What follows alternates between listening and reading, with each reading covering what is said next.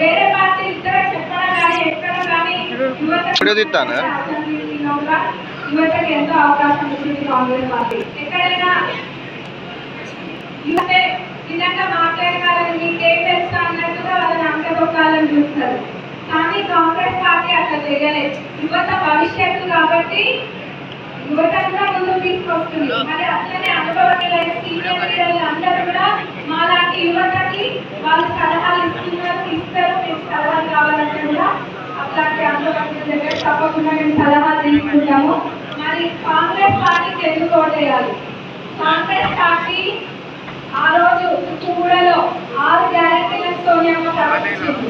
6 గ్యారెంటీలను కూడా 7 లక్షల కోట్ల అప్పు ఉన్నా కానీ రాష్ట్రం పైన ఎన్నడూ వెనక్కి పోలే కాంగ్రెస్ పార్టీ. ప్రజలకి మాట ఇచ్చినామో వెనక్కి పోవద్దు అన్న ఏకైక ఉద్దేశంతో కాంగ్రెస్ పార్టీ ఎన్ని ఇబ్బందులు వచ్చినా కానీ అంత ఇప్పటికే కొన్ని గ్యారెంటీలు అమలు పడడం జరిగింది. మరి మిగతా కూడా కోడు వల్ల ఆడిన పని రేవంత్ అన్న చెప్పిండు.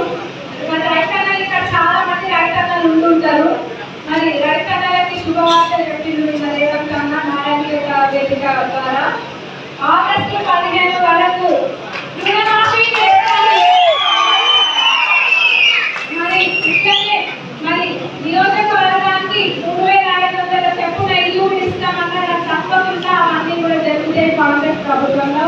మాట ఇస్తే వెనక్కి పోదు కాంగ్రెస్ ప్రభుత్వం. కాబట్టి మీరు అందరూ కూడా రాబోయే రోజులలో కాంగ్రెస్ పార్టీ కోటేయండి. మీకు అన్ని తప్పకుండా మంచిగా అన్ని పథకాలు అమలు పరుస్తారు. ఏ దుక్కు కూడా అమలు పరుస్తుందో అదే దుక్కు కూడా సాక్షిగా 5 న్యాయ 25 గ్యారెంటీ అని చెప్పి ఉన్నాయి. అవి కూడా కాంగ్రెస్ పార్టీ తప్పకుండా అమలు పరుస్తారు. మరి ఇదే కాదు, ఇప్పుడు కాంగ్రెస్ పార్టీ చెప్పుకుంటూ పోతే త్యాగాలు ఎన్నో ఉన్నాయి.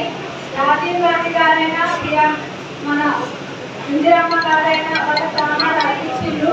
అయినా కానీ సోనియమ్మ గారు రాహుల్ గాంధీ గారు ఎక్కడ కూడా పడవలు ఆశించలేదు. వాళ్ళు ఈరోజు మనకు అవసరం వచ్చింది. రాహుల్ గాంధీ గారిని ప్రధానమంత్రి చేయాల్సిన అవసరం మనకు ఉంది. కాబట్టి మనం అందరం కూడా కాంగ్రెస్ కార్యకర్తలు అందరూ కూడా ఒక సైనికులు దాకా ముందుకెళ్ళి అందరూ గెలిపియాలని నేను కోరుకుంటున్నా. ఎందుకంటే సీఎం గారు ఒకటే మాట చెప్పిండ్రు, ఎవరైతే ఎక్కువ మెజారిటీ తీసుకొస్తారో మీ అందరి జిల్లాలో వారికి ప్రాధాన్యత ఎక్కువ ఉంటుంది, పనులు ఎక్కువ జరుగుతాయని. మేమందరం కూడా ఎవరు ఎక్కువ మెజారిటీ తెస్తామన్న విధంగా అందరం అనుకుంటున్నాం. మరి అందరూ కూడా ఇక్కడ ముప్పాలపల్లి మా పాలకులు ఇంకా వేరే నియోజకవర్గాలు అన్నీ కూడా మంచి మెజారిటీ తెచ్చి మనము మన వరంగల్ పార్లమెంటే ఇంత మెజారిటీ వచ్చిందనే విధంగా మనం అందరం ముందుకెళ్ళి మన పార్లమెంట్ కావాల్సిన పనులు చేయించుకోవాల్సిన కార్యక్రమాలు కూడా అది మనం అందరం కూడా చేయించుకోవాలి, ఫండ్స్ తెచ్చుకోవాలి. మరి బీజేపీ ఏం చేసిందో 10 ఏళ్లలో ఒకసారి మీరే ఆలోచించారు. మత అలోకాలు సృష్టించడం తప్ప వాళ్ళు చేసింది ఏం లేదు. ఏదైనా అంటే అధికారం వాళ్ళు చేసుకోవచ్చు. కాబట్టి అందరిపైన డిపార్ట్మెంట్ వాళ్ళు పెట్టుకొని ఈడీ కేసులు, సిబిఐ ఇవన్నీ దాడులు జరుపుతున్నారు.